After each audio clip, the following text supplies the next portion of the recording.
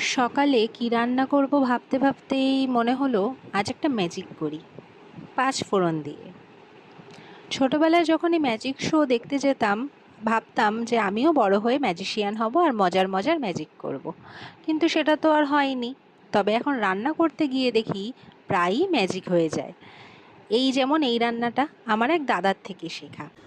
Simple নিরামিষ আলুর দম ঠিক যেভাবে রান্না করে সেভাবেই পুরোটা করে নিয়ে আলু সেদ্ধ হয়ে গেলে একটু তেঁতুল গোলা জল ওপর থেকে ছড়িয়ে দাও, ব্যাস ম্যাজিক শুরু। টকটাকে ব্যালেন্স করার জন্য পরিমাণ মতো মিষ্টি দিয়ে ফুটিয়ে নাও। তারপর ওপর থেকে ধনেপাতা কুচো দিয়ে আরেকটুখানি ফুটিয়ে গ্যাস অফ করে দাও।